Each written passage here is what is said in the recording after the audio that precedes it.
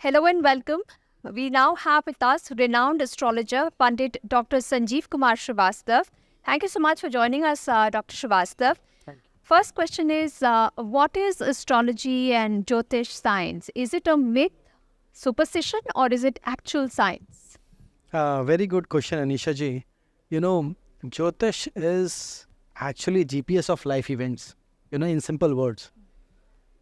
Because there are so many events in the life, from the birth to the death, from birth of a child, naming a child, then about the education, then about the career, then marriage.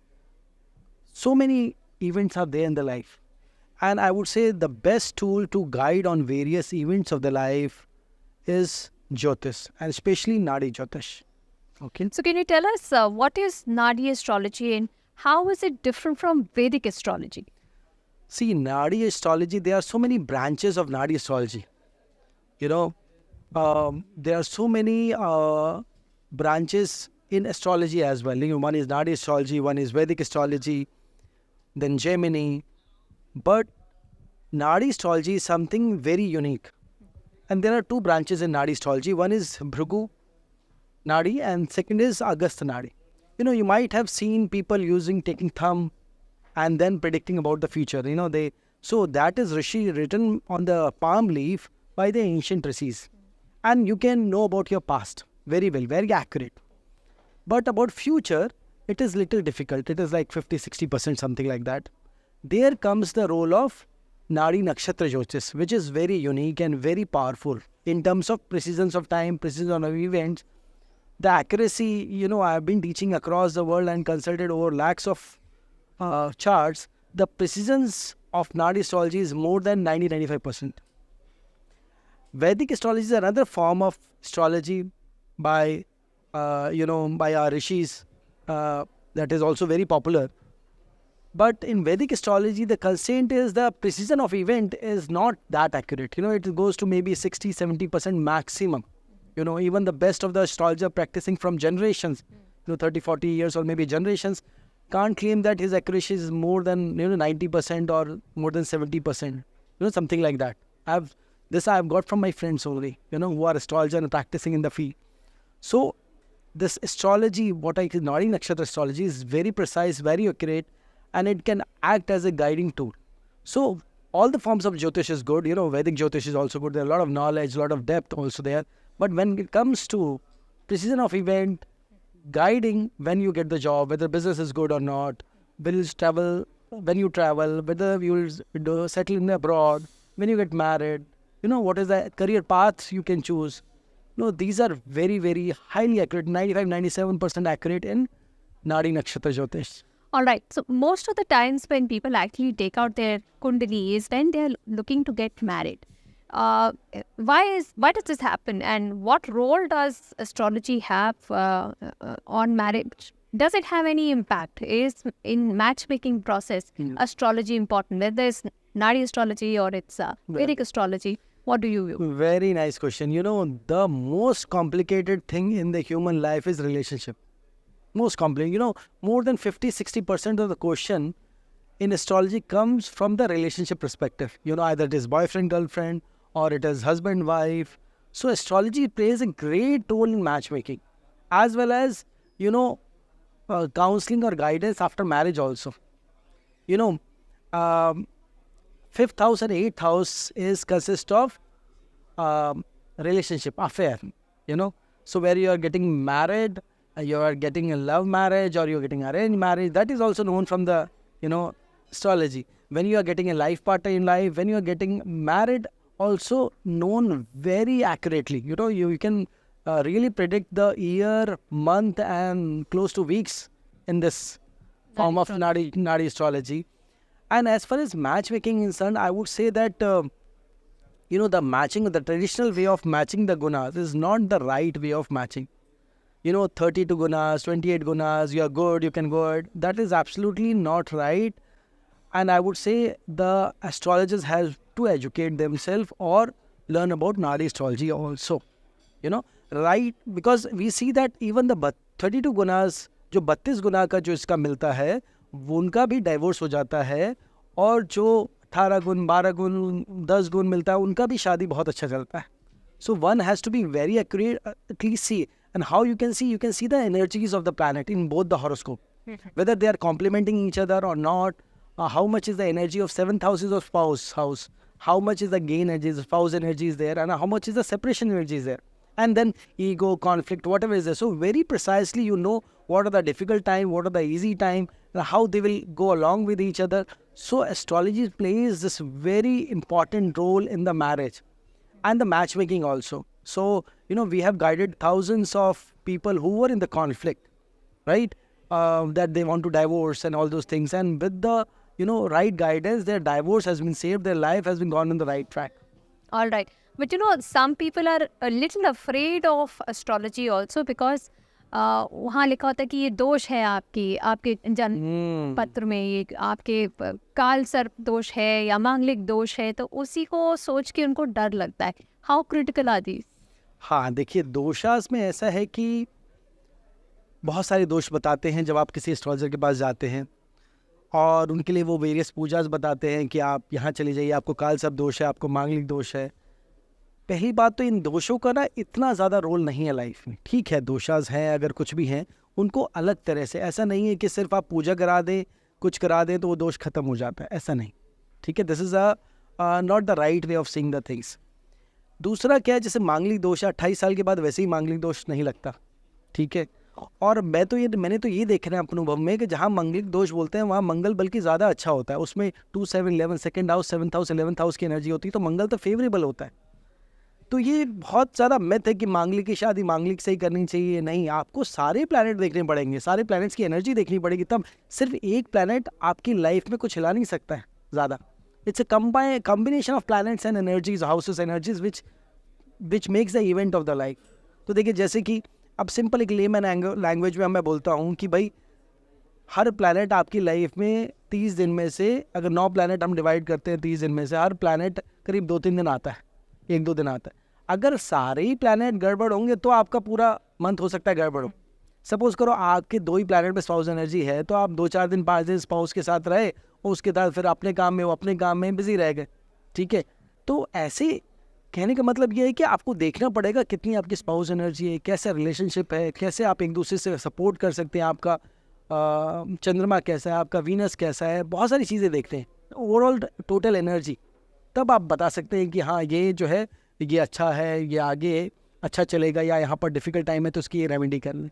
और बिल्कुल भी life तो एक straight line होती नहीं, ups and downs तो होते ही रहते हैं और सबको वो मैनेज करने पड़ते हैं.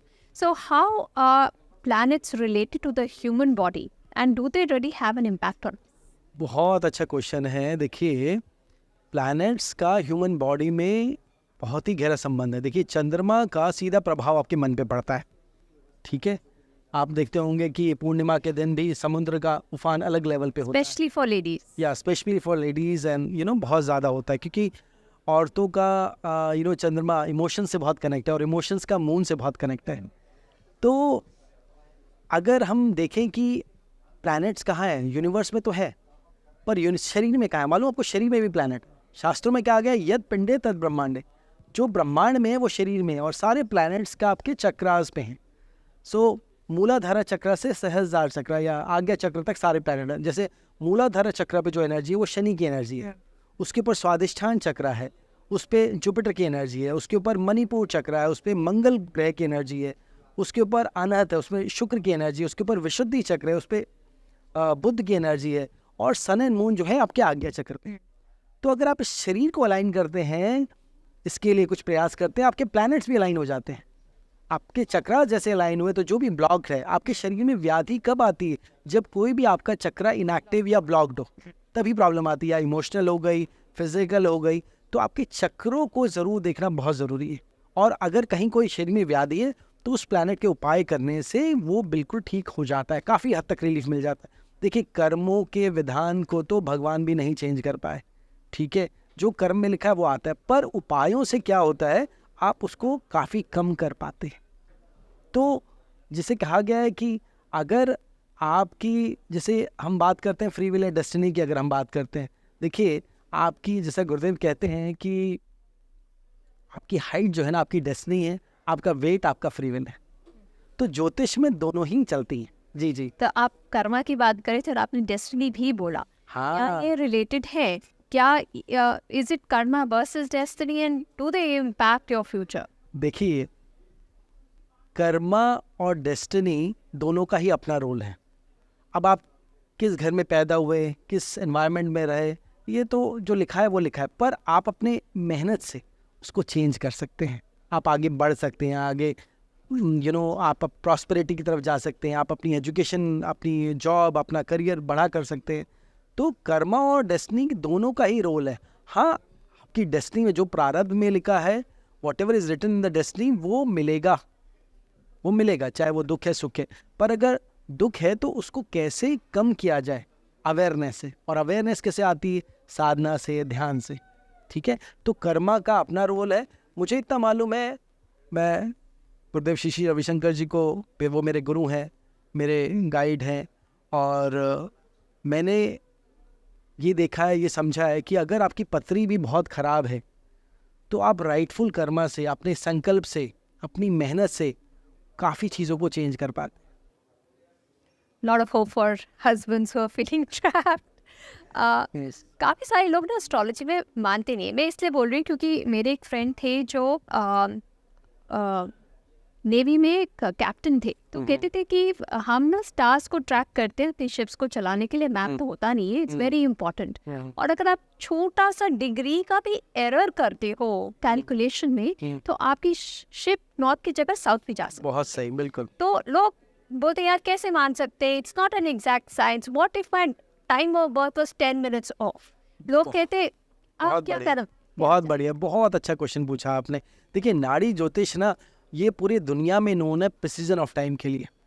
मैं संजीव वंश को राष्ट्रों पे ट्वीट करता हूँ, और मैंने हज़ारों भविष्यवाणी की है, कई 100 भविष्यवाणी की है।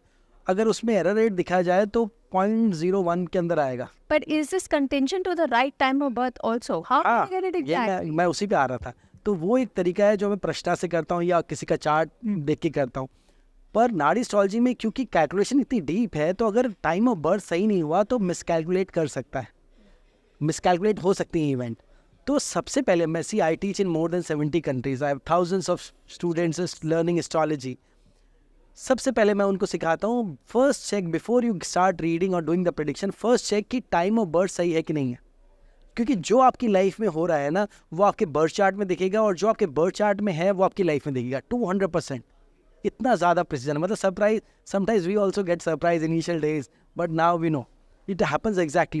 So I teach them how to check the time. If your time is 10 minutes or 5 minutes or 2 minutes, sometimes it's here and there, you can miss some of the very important calculations.